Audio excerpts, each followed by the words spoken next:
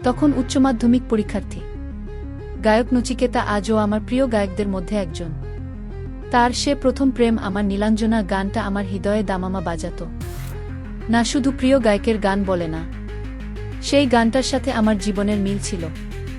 একটি মেয়ে যতদিন তার নাম জানিনি ততদিন আমার কাছে সে নীলাঞ্জনাই ছিল। আর সেই গানটার ছেলেটার মতো আমিও ঠাই দাঁড়িয়ে থাকতাম রাস্তার মোড়ে। সে সময় আবার মহব্বতে সিনেমাটা নতুন এসেছিল, মাথাটা একদম প্রেম জোয়ারে ভেসে যাওয়ার মতো হয়েছিল। মাখো মাখো প্রেম এবার আমারও চাই। দু একজন বন্ধুর সেটিং তখন হয়ে গেছে। ওদের প্রেম দিবস পালন দেখে নিজেরও মনে প্রেমের ছোঁয়াচে আগুন গনগন করে জ্বলছে। সাথে নীলাঞ্জনা আর মহব্বতে আমাকে টেনে নিয়ে গেল প্রেমের পথে। না, আমি শুধু নীলাঞ্জনা গানের ছেলেটির মতো দেখে ভাবলাকান্ত হয়ে থাকিনি, মহব্বতের থিম সংটাও তো বাজত বুকের বাম পাশটায়। ব্যাস, সেই গানের কলি মনে সাহস দিল, হাতে ফুল নিয়ে স্টান চললাম সুন্দরীকে প্রপোজ করতে। প্রথমে যা হয় পাত্তা না পাওয়া, কুছ পারোয়া নেহি, পটাতে হবেই। প্রথম প্রেম এভাবে ভুলতে পারা অসম্ভব। ভুলবি বা কেন? এর ফাঁকে মেয়েটির নাম বলে রাখি বেলা। না, অঞ্জন দত্তের বেলা। বোস হতে দিইনি তাকে, চাকরিটা আমি পেয়ে গেছি বেলা। শুনছ, বলার মতো পরিস্থিতিই হতে দিইনি। সব বলছি, প্রেমের গাড়ি এগোলো না, মাঝ পথেই হাওয়া বেরিয়ে গেছিল। রাজি হবি না? করলাম প্ল্যান। ও না তো কই, ওর সহি বলে টোপ দিলাম ওরই বেস্ট ফ্রেন্ডকে। ওর সামনেই প্রপোজ করলাম মাঝ রাস্তায় হাঁটু গেড়ে। ফুল অ্যাকসেপ্ট হয়ে প্রেমের অনুমতি মিলতেই প্রেম চল ওর সাথে। এই চলাটাতেই বেলা রায় কাবু হয়ে গেল। ওর বান্ধবীটির নাম মধুশ্রী। মধুশ্রী ধীরে ধীরে বেলার কাছে খলনায়িকা হয়ে উঠছিল। আমি কিন্তু প্রেমটা চালাচ্ছি ভালোই। চকলেট, ঘড়ি সব উপহারও দিয়ে যাচ্ছি। মালয়েশিয়া ঘুরতে গিয়ে ঘড়িটা এনেছিলাম।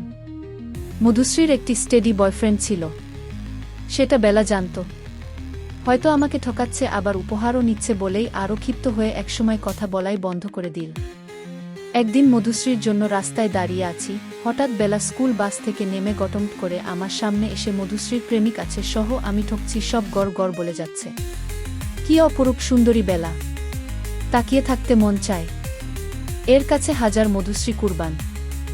এত কথা বলছে, একবার এটা বলছে না আমাকে সে ভালোবাসে।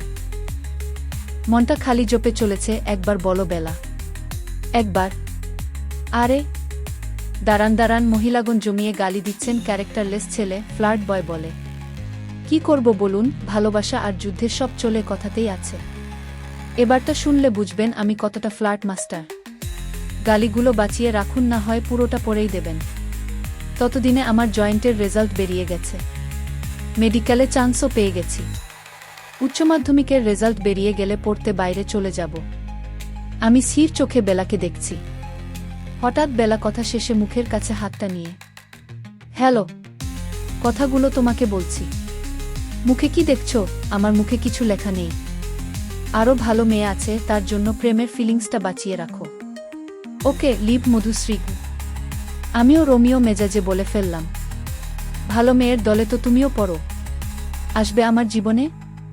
আমি তখন পুরো আনকন্ট্রোল। এটা রাস্তা ভুলে গেছি। মনে হচ্ছে চারিদিকে লাল গোলাপের বাগানের মাঝে আমরা দুজন দাঁড়িয়ে।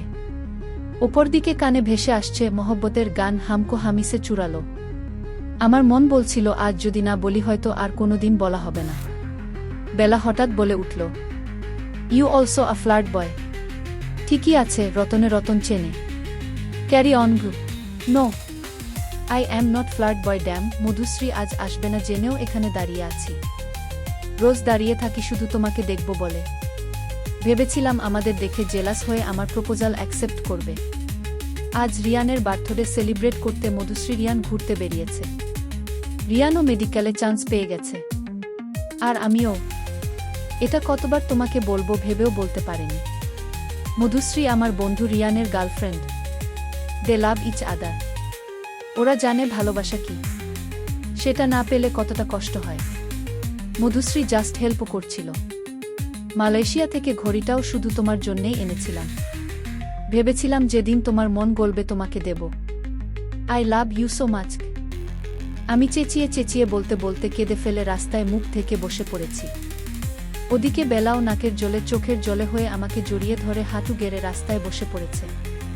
দুজনে যখন বিভরতা কাটিয়ে আশেপাশে তাকালাম, ভিড় করে সবাই যেন শুটিং দেখছে। সম্প্রতি মেট্রোতে দুই প্রেমিক প্রেমিকা জড়িয়ে ধরে যা বেধড়ক মার খেল। ভাগ্যিস মেট্রোর দাদুর মতো কেউ সেই ভিড়ের মধ্যে সেদিন ছিলেন না, তবে নির্ঘাত পশ্চাৎদেশে জুতোর বাড়ি পড়া থেকে কেউ আর বাঁচাতে পারত না।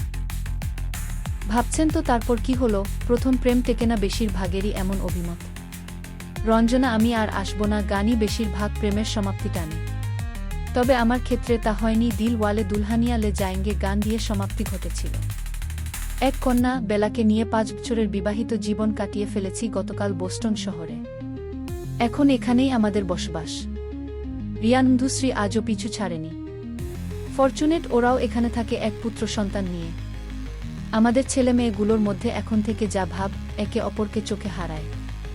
ওরা শুধু বন্ধু থাকবে না নতুন করে প্রেম কাহিনী রচনা করবে তা সময়ের হাতে ছেড়ে দিলাম।